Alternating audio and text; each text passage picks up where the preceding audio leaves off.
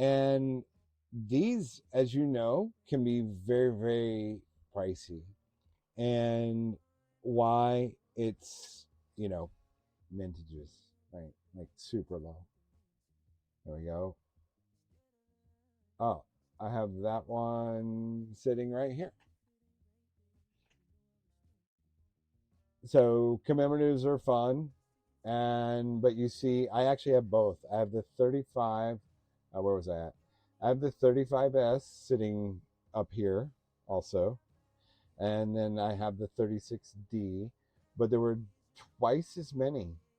However, even though just because the manages were so low, it really doesn't start to affect the price difference until we get to this range. Sorry, this range here. That's MS66. So, I'm going to end the other poll. A year or more was who won. Enjoy the trail. Congrats.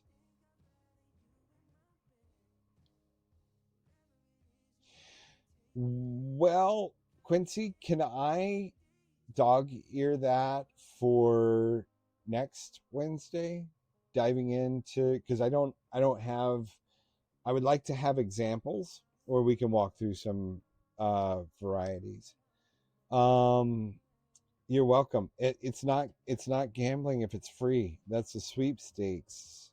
Sweepstakes. Um, Red Book is generally just coins. There are some exceptions. Hawaii and Puerto Rico, and then Philippines as well, which are U.S. produced coins, but in the local denominations. And there are equivalent books for other countries for sure. I don't deal, and here we go. So some colonial issues as well. I don't deal in foreign coins, um, but other than Mexico and Philippines. But we talked about grading. Here we are. Here's a scale. And then PCGS has a great resource, their CoinFacts app. If you want to see what they graded and then see the images, they go all the way down to their lowest grade that they've graded, and taken photos. It's going to be every Wednesday at 8, as long as people show up.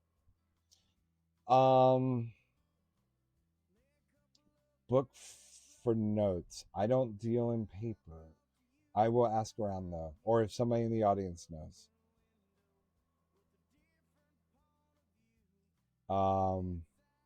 Everybody knows. It is. And we're talking about coin facts. So don't get on your soapbox just yet. But here we go. We were just talking about commemoratives. And if you go to more images in this Rhode Island, it starts at 67 plus. These are two. And then you can scroll all the way down. The lowest grade they've graded is 63. Now, if we go to, I'm going to probably touch a sore subject for somebody, but I want to make sure. Sorry in advance, and I'm definitely sorry for laughing. All right, so we go to 1916D Mercury dime, and this is, the hardest Mercury dime to get, 1916D.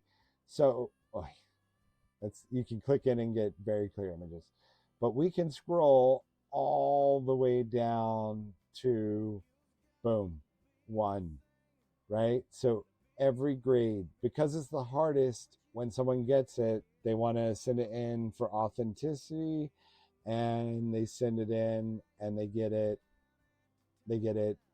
graded for authenticity. And that's a great example, because now you can really see on a merc dime where do the grading where does the grading shift. So my recommendation, if you're looking at a coin in front of you, use the CoinFacts app, use the key dates in that type, because you'll have virtually every grade. Hey, Yugen, how are you? Go back 2 pages and click on. Well, so yeah, you can do it. Actually, don't know the photo grade button, but when you say go back, I'm back. You want me to go back one more to here? You want me to go to a photo grade and then click into here? So this is across the type. So that's a very good suggestion. And so we know where good starts at here, right? So yeah, so we could take a stab super easily of putting this. I think we landed just hypothetically at VF20, but we know it can't be VF20. Oh, we know it can't be VF20 because there's feather details in their example and there's not here. So we at least back out to there. So we're G6, somewhere around there. Not quite G4 because we've got some eyebrow detail. But yeah. So super fast. You said F10. I think F10 is a little generous because there's still some feather detail where there really isn't in my example. Well, I don't think it was a bad guess. I give it a hypothetical VF20. So resources. Redbook is great for that. Okay. Now, there are other guidebooks and there are other pricing guides. I'm going to talk about pricing guides last. Redbook is one of them. My favorite book when I started coin collecting was this one. I just said you can look through the Redbook and you can see rarities, right? So an easy way to scan Redbook is just go to your type coin, you go to Indian cents, and then you scan for the lowest number in mintages. Or on the opposite, you can scan for the highest dollar value. And when I'm making like a quick list of things, I tend to scan for the highest values in G4. That's not always like a perfect example, but if I'm just wanting to qualify like a group of coins quickly, I'm like, okay, what's the highest priced ones in G4? And I'll take it from there. But Cherry Picker's Guide is really about hunting for errors. And this, when you're a kid and you're sitting there and everybody has given you, rolls of wheat cents as gifts and da da da, and you've filled out your books. This is one method of collecting. But you have your complete Merc Dime book and you fill them all in. Well, once you fill them all in, you still have a whole lot of pennies left over. And for me, a natural progression was to say, well, errors sometimes can be very expensive. So this book, this isn't even the current issue, but they have done a very good job of going by type and giving you the most common. Variety Vista is a website you can go to see a much more robust list. But this book right here, Cherry Picker's Guide, if you like to get intimate with your coins, and or you have a lot and you want to search and you want to be an error collector, this is a great book to have. And it's not exhaustive, as I mentioned, but it gives you great examples, right? Because sometimes you look at enough coins and you're like, am I seeing double just because I've looked at a lot of coins? Or am I seeing double for some other, because there's an actual doubling? And then, we've seen sometimes you can see doubling quite clearly from the eye. And then so this is a tool I wanted to point out just in case it was interesting to someone, because I think one of the goals I would hope is that people are listening to this thinking about what they want to collect and why they want to collect it. Don't give in to the hype necessarily of like, oh, other people want it, so I do too. I'm telling you, I started by being fascinated by by the Mercury dime, and then I moved on to peace dollars, which were a little out of my price range. So in the interim, Buffalo nickels and Indian cents were where I spent a lot of my time. So, Quincy, a scanner helps. Yes, in modern times we have a lot of ability, right? So CoinSnap is one. To be honest, ChatGPT is not that bad, especially if you have the pro version. They can nail a lot of details on coins.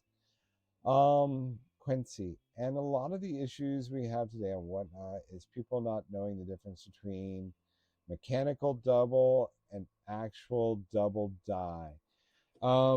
So Cherry Picker's Guide does explain that, and certainly if we go down the error route as a collector, that's a niche group. I have a bag of errors sitting right here. I love errors.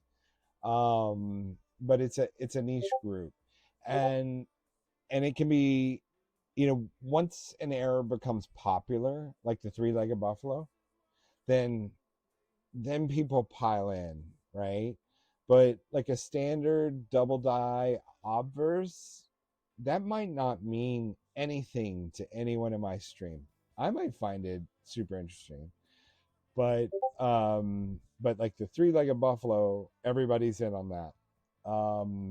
And so yeah.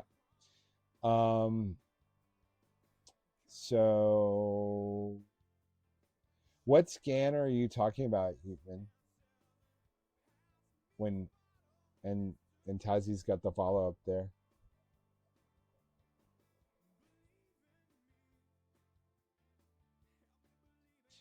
James, I think you're someone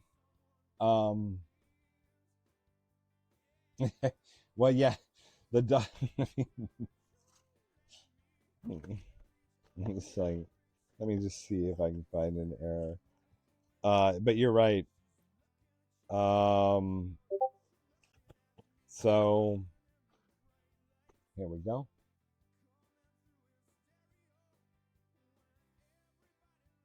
You guys can see the doubling on the, almost without me zooming in further. You can, and let me hold it still.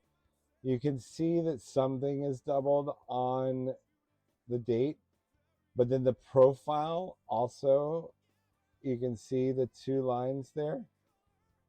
So this is a confirmed DDO. It's a confirmed variety on Variety Vista, 1957D. You can go and find it. But yeah, if I sold it in tomorrow's stream, $3-4. That's what we go for.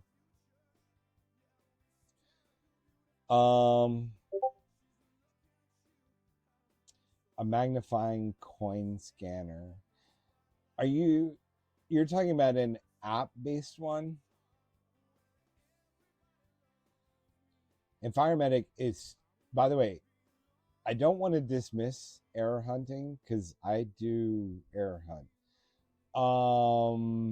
But if you have a unique variety, and I'm not talking about like a die crack, I'm not talking about a grease die,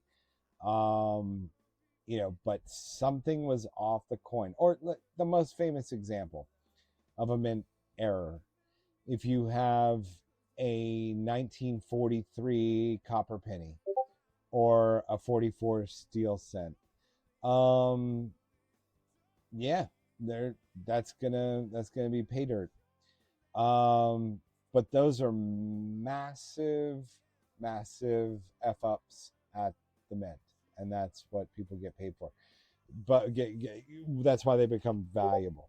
When the die gets tired or just malfunctions, sure, quality control should have caught it, but it's just interesting. Morgan VAMs are your specialty, so you've been somebody to talk to, and maybe I'll reach out to you because Quincy asked for some VAM discussion in a future episode. Cool. So the other thing, we can talk about price guides now, for just briefly. And that will become a contentious conversation fast. But we showed Redbook. One issue with Redbook that we know is that at least the current version anchored in a price of a metal that would go crazy. Actually, twice. Gold did too. So that's a flaw in its design. It only publishes once a year. So then you have other price sheets, NGC online, PCGS online, and then finally there's Gray Sheet. And Gray Sheet, well, that's a hard conversation to have. Redbook is supposed to give you guidance. Let's put it that way. Redbook is not supposed to anchor the cost. PCGS anchors the cost, but then you will see their recent comps, and it's impossible to tell how close to that anchored value it is. So PCGS is difficult. NGC is difficult, but I feel like NGC is difficult because they don't cover all of the grades. And exactly. So that's where I was going to get to. eBay comps are real transactions as long as you're looking at the sold items and that they're recent and that they're exactly what you're looking at. So if you don't know how to do that, you go to eBay, you look up the product you want, and then you hit filter and you toggle the sold items. You only want to look at sold. You don't want to look at what people are offering. And yeah, I know, but I don't think they're going to combine their apps. I don't think they're going to combine their products either. See, well, buy it now. Buy it now would be a fair comp, sure, if somebody's willing to take that price. But generally, I just find it easier to say what's sold, and then go. Oh, So yeah, it doesn't matter. The problem with buy it now is if they accepted a different price, then it'll just be, it's not a comp because it'll just have a line through it and you won't see a price.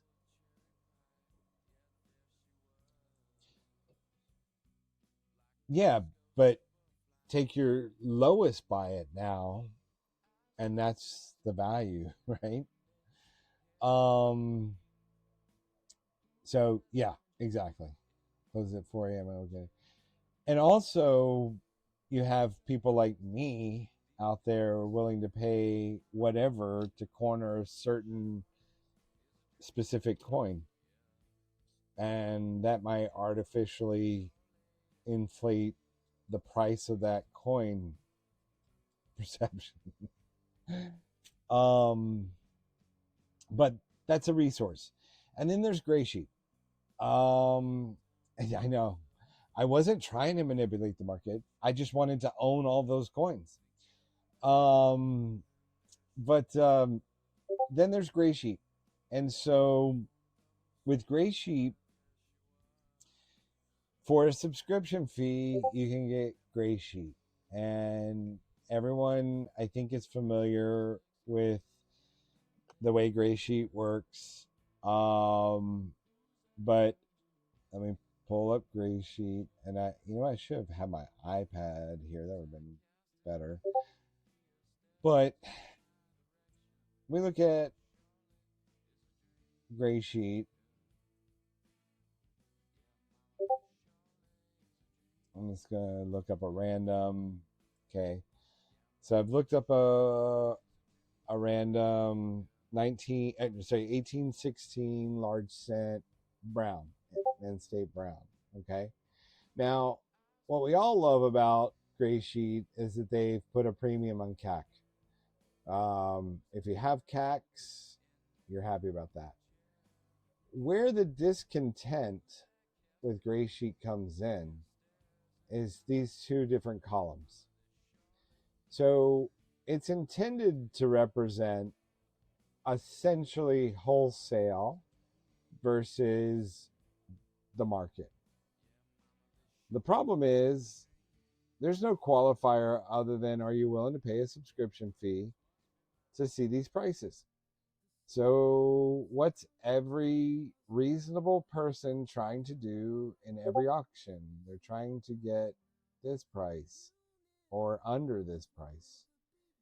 And every reasonable seller is trying to get closer to that price. So, Euchman, Gray Sheet is the last place I go in real time, but I'll tell you why. It's not because of this disagreement between CPG and Gray Sheet. I don't really care, because the coin is going to sell for what the coin's going to sell for. It's my job to curate the audience, to present the coin, and to be realistic about what I expect to get from that coin. And if I don't think I can do it in the environment, either put it on reserve or um, or not sell it. So my problem with Gray Sheet was their response to silver prices. And they sat there paralyzed for months and months and months. And then they took a carte blanche answer to everything. And suddenly, one day, after doing nothing for, a month and a half, suddenly, one day, every Morgan dollar was with minimum $59. And that wasn't melted at the time. Today, it's every Morgan dollar literally is worth more than that, because of the melt price. But the that's too slow. So the short answer is there's no perfect answer for price guides. So that kind of gets us close to the next topic. So real quick, I'm gonna go ahead and segue over to the next topic. Nope, not that one. This one.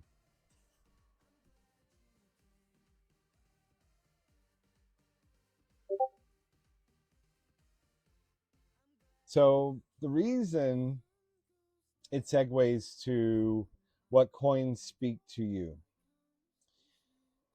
are because I just said pricing guides are imperfect. Comps on eBay, they help me they have expectations. They help buyers, know what they're willing to offer, be prepared, informed for essentially a business negotiation. That's fine. The question you have to ask is, why are we negotiating, right? I have these things. That's why I'm negotiating. Why are you negotiating with me on this? Is it because you're stacking silver? Okay, great. There's an ounce of silver in here. That makes total sense. There's also an ounce of silver here. That's probably why, unless you like what the design is. But why are you negotiating with me on this? Why is that interesting at all? That's a personal question. Why is that interesting? That's interesting to me. I might buy it for myself. But that's all a very personal question. And that is where the tools we went through, the guidebooks, which everyone thinks are price books, are things that I would sit down and explore. Because maybe you like the story. If you're in my stream enough,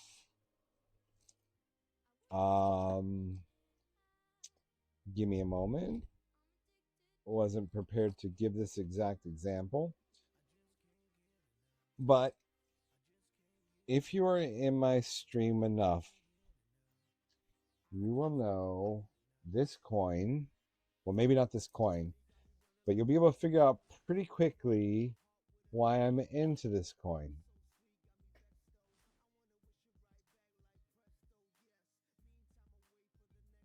It's the Philippines 1 peso. There's kind of two reasons I'm into this coin. I do like Art Deco.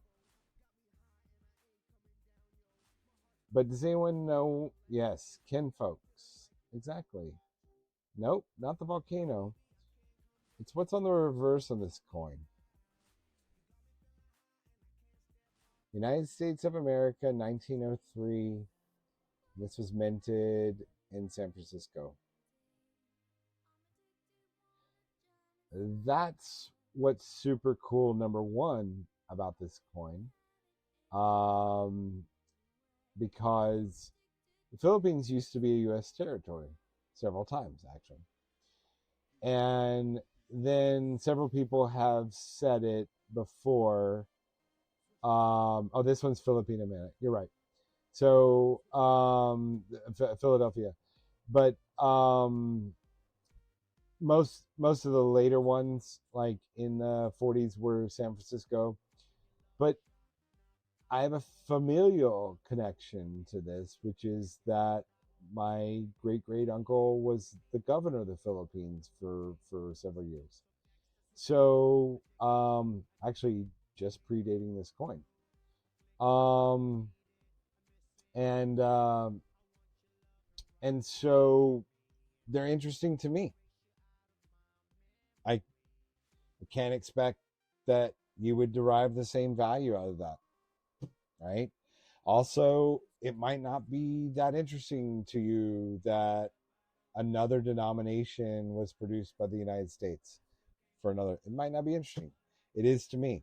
So I'm willing to buy that coin and collect it. And I have a whole bunch of them. Mexican coins, right? I deal primarily in U.S. coins. I just showed you what's arguably US, Philippines. But Mexican coins, we've heard a lot about. Well, I've renamed it Honey Badger, right? But um, Mexico does a really great job at producing coins. And specifically, I'm a big fan of Honey Badger. That's what I've named the eagle. Honey Badger doesn't give a damn. Holding a snake in its mouth, perched on prickly pear cactus. It doesn't get more badass than that. So, um, so yeah, and look, there's another one. I really don't care about the content. This one doesn't have silver in it, but there's Honey Badger, big old snake in its mouth with its fangs out, and it's perched on prickly pear cactus. That coin speaks to me for whatever reason. Reals are cool. And so Quincy mentioned history. Um, Somebody mentioned Art Deco because, yes, that's me. That's why the Peace Dollar and the Merc Dime speak to me. This Art Deco design is just, for me, it's classic. And so I like it. And, but that's me. And I only slightly judge people who don't agree with me. No, I'm kidding. I don't. It's a truly personal experience why you're collecting something. And then some people collect on a mission, right? So they want to fill this book up. They just want to say, I have every Mercury dime ever produced. Perfectly fine. Some people want to collect errors. Perfectly fine. The real thing is find your lane and pick on it, stay in it for a bit, and it makes things less confusing. You can join all these live streams, and you buy everything you see. But at the end of the day, what you're really doing, in my opinion, is hoarding, and you're not going to know what to do, and you're not going to know how to get rid of them when you realize you don't know what you're doing. Hold on. I'm going to the TNA show Fort Worth this weekend. Hey ML, are you driving to Fort Worth? That's not a short drive. Um, but that's cool. Coin shows are a great way to like get you find someone who's super excited about, Philippines coins or peace dollars or whatever, and they talk to you and they get you excited. That's great. Um, but yes, James, exactly right. You can become your own expert, but you really have to narrow it down and think about the people who are selling coins all the time. And I'm going to give a shout out to Warner Street for doing a very good job of being knowledgeable about a wide set of type coins and the specific key dates, omissions, the various things that we see in all type coins, right? Um, and I'm actually gonna give Slizzo the same respect. He previously owned a coin shop, and as a result, when he's running through on Trader B, like just the same coin type, but 200 of them, he quickly spots the one that's that it's like, oh, that's actually a better thing, and he might not even realize it till after it's sold because he's just doing it, but he knows it, and that comes from memory. um so if you pick a lane and you drive in it for a while, you will you'll get it. I think you mean Sundance Square, ML. And I have a lot of strong ties to Sundance Square, but that's very cool. Um, And hoarding is the exact reason why the mint did not put the D. That's true. And then there's also stuff that bores people, and I love them. So we all have encountered mint sets and had this conversation on my show today. But Denver 19 well this is 76.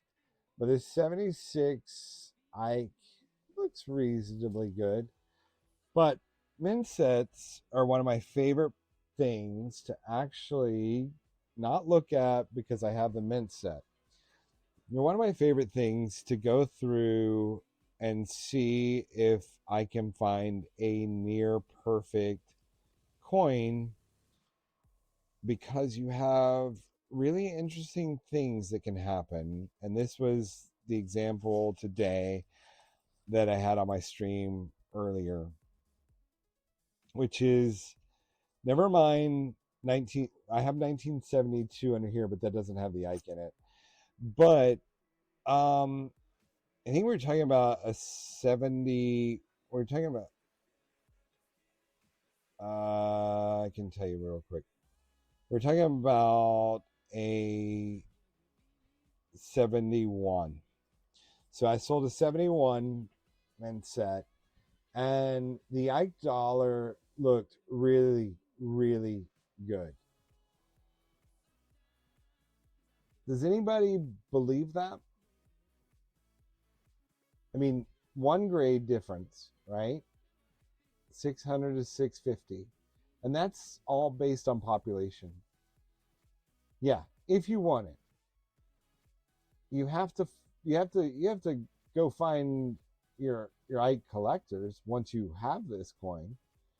But we all know V2 and 70. Well, maybe we don't. But if you don't know, a 1972 Ike dollar, you should always look at the moon on the back to see if you have a V2, because that quickly gets expensive.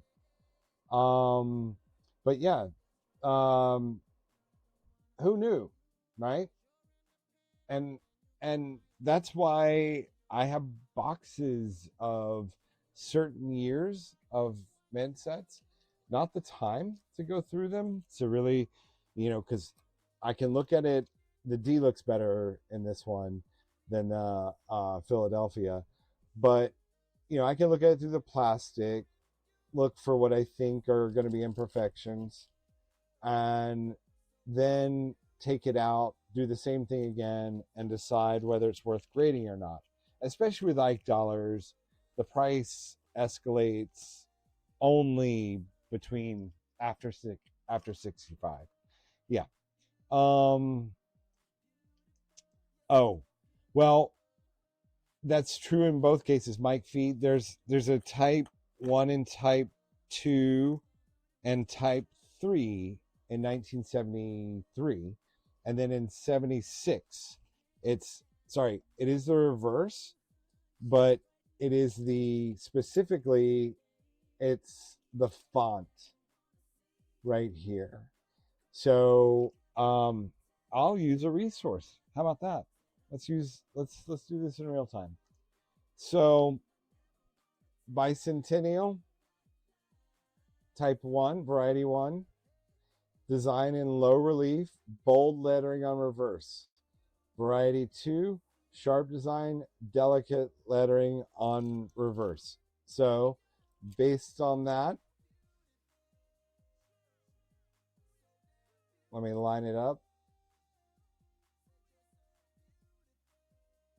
Well, you can tell these are not that fat, the characters. So this looks like a type 2. Does everybody agree with me? Sorry, I'll hold it so you can see the fonts at the same time.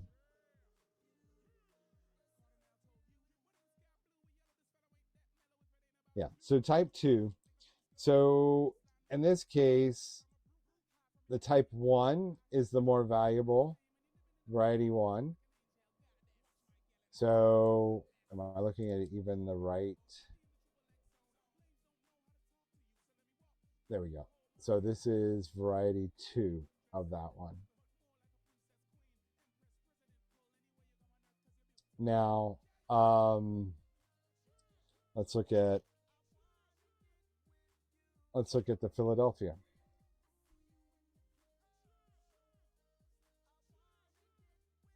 I'll take this away, but I think we're also looking at type 2. Yeah, we're looking at type 2. So in this case, they're both type 2s. You're more likely to find the type 1 in the 1975, which is called the lost year. Interesting fact. Did anybody know that? The lost year, 1975? Let's see if I have one close by. If not, I definitely have a proof set.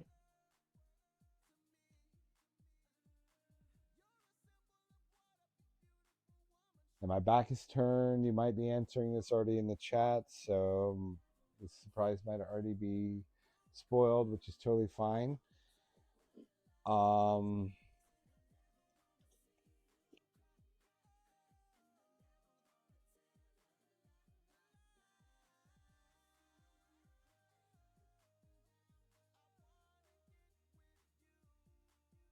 Frustrating. I literally had a 75 proof set in my hand yesterday. But yes, Captain Smackin's got it. So in 1975 and 76, those were both bicentennial years. So oftentimes the 75s end up being the variety 1, and the 76s tend to be the variety 2s. Not exclusively true. But yeah, if you have so I do have a 75, I just don't know where it is. But if you have one and you send it in, the whole proof set or mint set, and you send it in, they will grade it as a 75.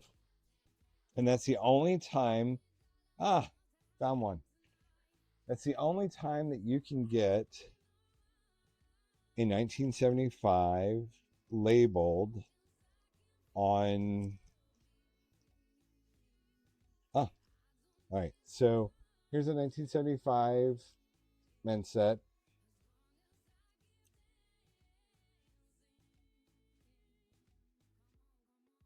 So let's compare.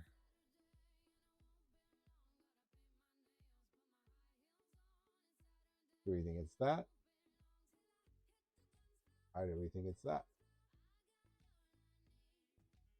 I believe it's type 1. Yep, fat boy. And what do we say? Type 1s. Well, I'm holding up the Denver. Let's see if the Philadelphia is a type 1. It is.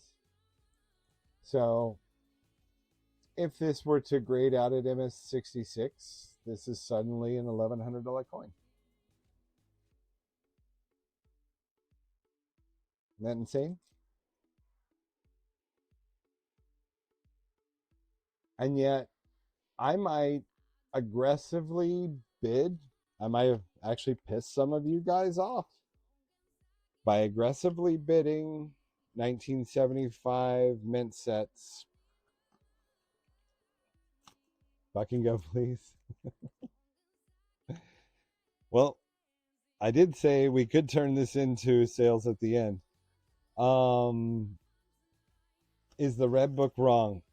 No. I mean, red book is a subjective number, but let's see, 1976, Ike, dollar type 1, MS66.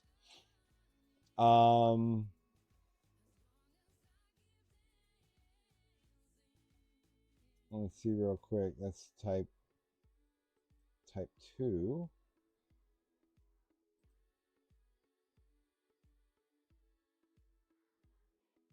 $1,200 is, so Hobby has one listed for N66 for $1,225 right now. Let me do exactly what I said I would do, which was look at sold.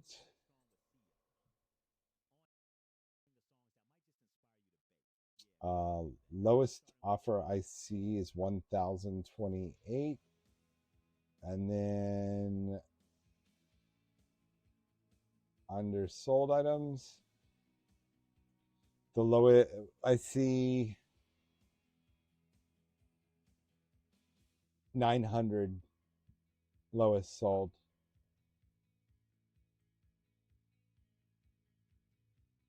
So you can check your 76s. That was actually, that's a 1975 uncirculated, which is where you're more likely to find the variety one.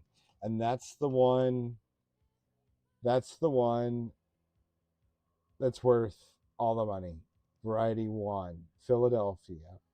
So that means you're more likely to find it in the 1975 set. So if I ever pissed you off by buying at what seemed like unreasonable amount of money, a 1975 mint set, because I know I did get barked up for buying one in an auction. Now you know why. Mine is a variety too. So go now. That's a lane, right? We just defined a lane. If that was interesting to you and you want to search for an $1,100 Ike dollar, I just gave you a lot of, hey, just go buy some 1975 mint sets. People are not suspecting you to be buying that. And we all know we can go get them for $7, $8. They're worth more, but people won't pay more. So go get them.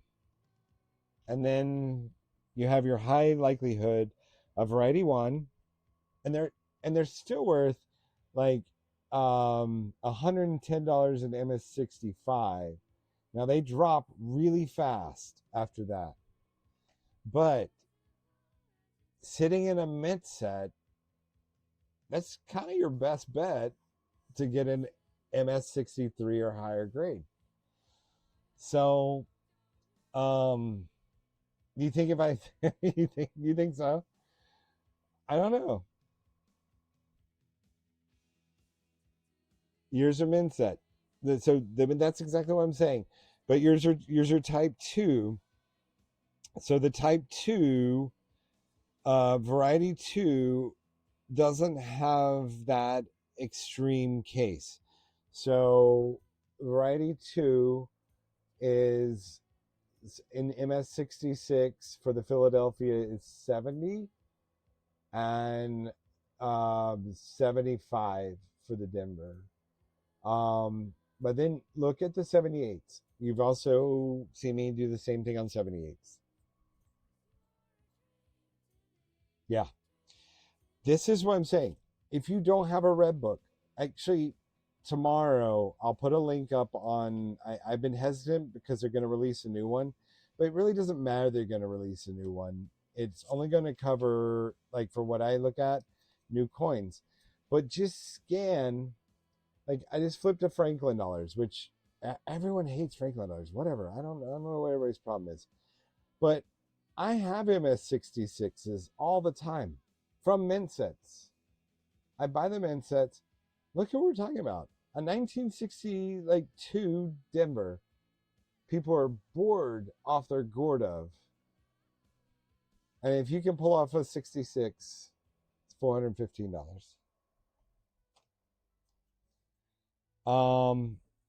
I have the old one too. That one's always fun to look at. Yeah. I don't care which year I'm looking at unless I'm trying to look at a modern coin.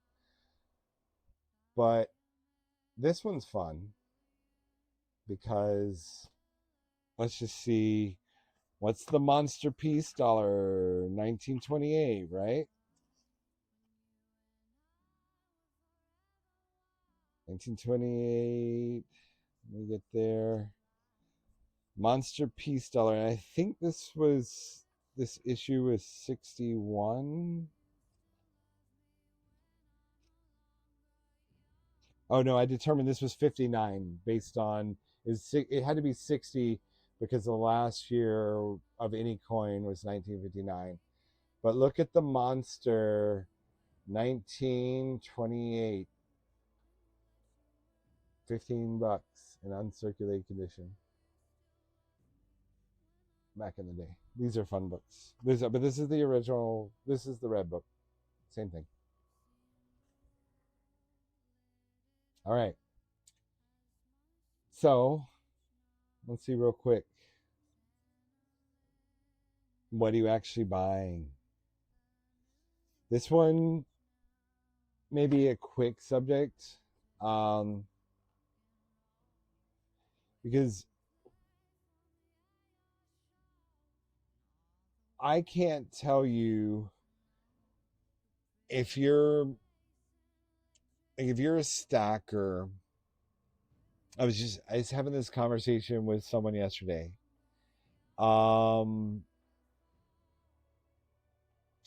If you're a stacker, you have the same, how can I say this? You have the same lanes too, right? Some people stacking is buying silver at the most efficient price possible, right? And that's what I would consider an investment stacker. Buying the dip, yes, but Euchman, do you ascribe a premium to Scottsdale or Geiger? You do. And can I ask why?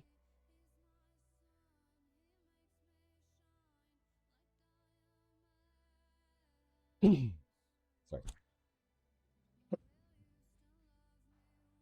It's okay if you don't want to answer, but because they don't ship anymore? Oh, scarcity. A numismatic problem.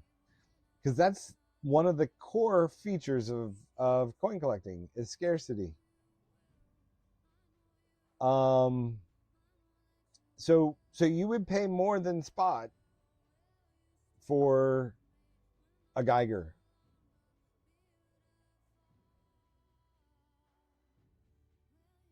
I mean, I see it happen every day, so I know that that's a real thing. Even the rare offshoots, yeah. So that's one where you have. I don't necessarily understand the premium. So like some people like kangaroos. Oh, and they're very fickle. Some days they like kangaroos, some days they don't. I don't know. But I personally am not a stacker. So I don't know the motivations. I don't know what influences that. But that's one crossover to numismatics, right? We worry about scarcity, we worry about mint mark, we worry about the year, we worry about the condition.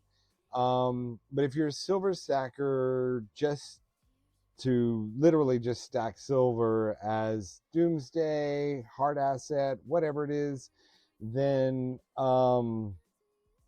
so I bet there's people that would disagree with you on that. I know that the fake CC I just sent away was a joke. But yeah, CCs are scarce, right? Because there were not many things minted out of Carson City, And then, you know, you may be saying CC's a joke because the GSA hoard and it changed what were the perceived blah, blah, blah. I don't know. But CC is a lane that people want to collect, right? So, like, if you have a premium on Geiger because they're not shipping anymore, well, Carson City isn't made anymore. I collect New Orleans Morgans. It's the only Morgan dollars I tend to collect, and it's because they aren't made anymore. No coins are made in New Orleans, and so these are just different lanes. You can choose a lane and find that you're there alone, which is sometimes very cool, right? Makes buying easy. Although I cannot find somebody who can get me a well circulated 1903 New Orleans. And I am in 3 dealer networks and I cannot find that. But that problem aside, being a very specific collector can make things very fun. The market said, yeah, I mean, there's a few things where we've seen that. This is why I tend to look at the discarded coins. I mean, we're talking about Ike dollars. Like, these aren't even in my like sales inventory. This is just sitting here for me to ponder through. But yeah, it's just silver, and I feel the same way. I myself don't put a premium on different silver manufacturers, but when it comes to coins, I will put a premium on the knowable things. But then there's also just, does the coin talk to me? Is it what I want? Does it have the right look? Oh, mainly, did you sponsor giving? Okay, I'm definitely not set up for that. Hold on one second, mainly. All right, we're gonna take a segment break. Hold on. I'll turn the music up. I just gotta set up Gibby real quick.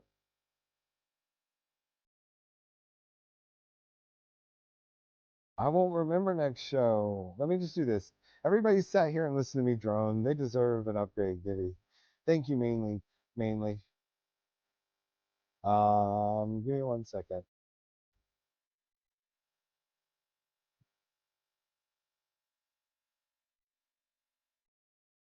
Mainly, when is your here? I'm gonna mod you up. Go ahead and shout out your next show while I'm doing this, and our next upcoming shows.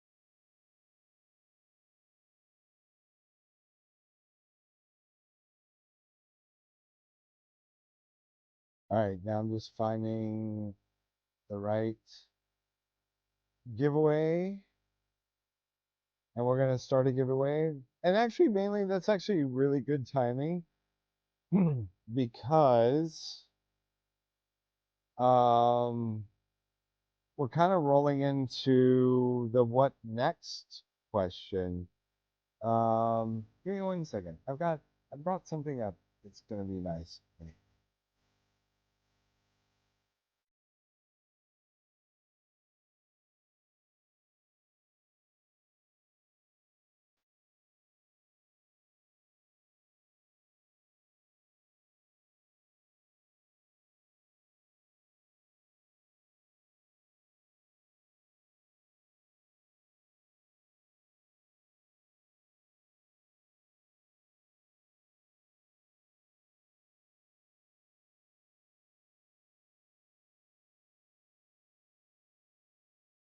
All right.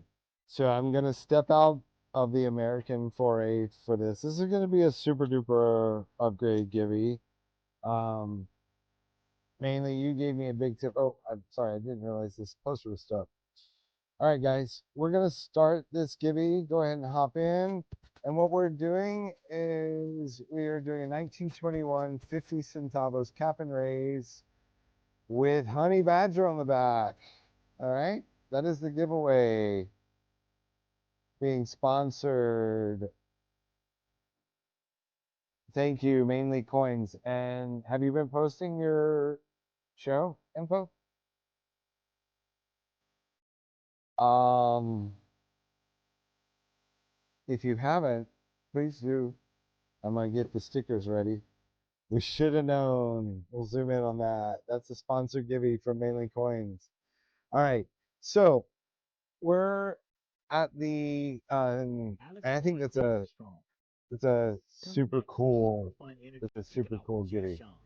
Tomorrow night, coin supplies.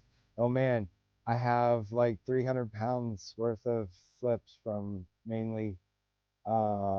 He's not lying. Let me see his coin supplies. All right, let me turn the music back down here just a bit.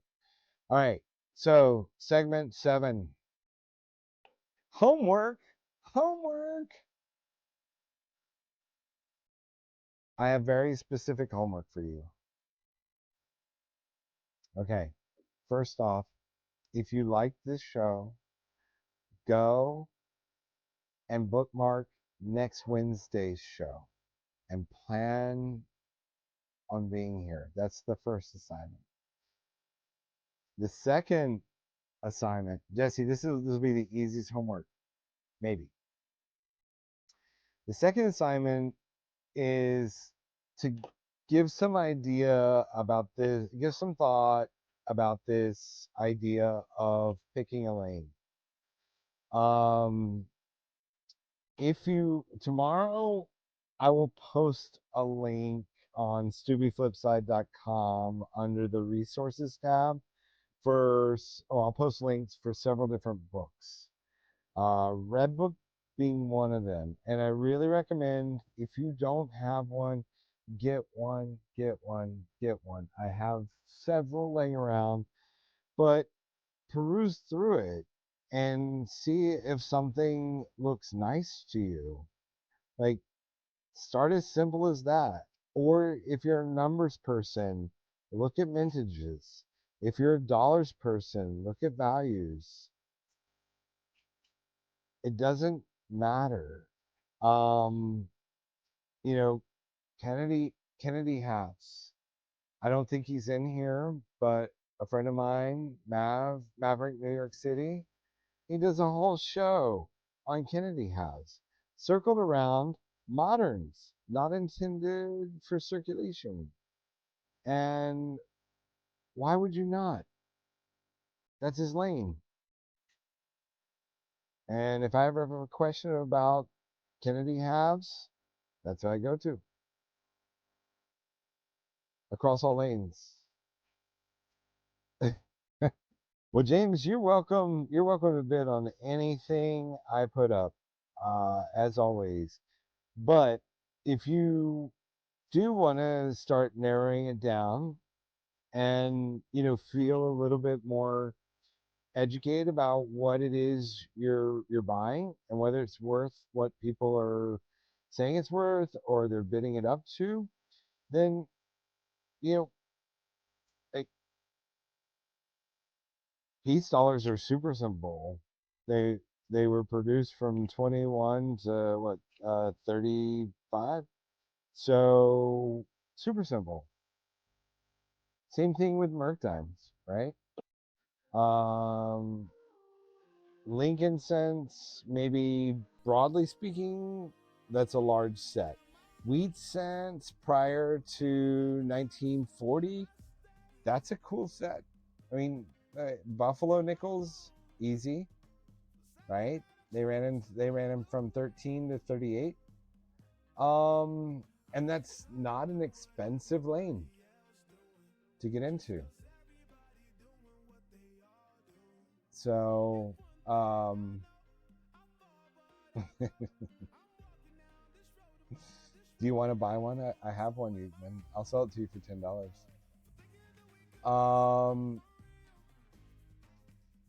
Yeah, I'm gonna post some forum books. But Northland Trader, if you have any suggestions, standard catalog of the world. I guess you just did. Yeah, I will post those up. I don't get. I'm gonna just make sure I cover that. I don't have a way to really communicate it. Hey, fire medic! Oh my god! How serendipitous was that?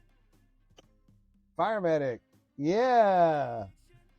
Fire medic's been reluctantly getting into cents recently, but truly Mexican silver lover at heart. That was a good grab. Oh, that was amazing. Yeah, that's think mainly coins, and definitely bookmark his shows, and definitely hop in. I joined his show right before this one, right before my show, but anyway, let me just make sure I label this. And thank you for changing your name, because if it was that name you had the other day, it would have not fit on my label. One. There we go. Cool. All right. The third thing I need for you guys to do for homework.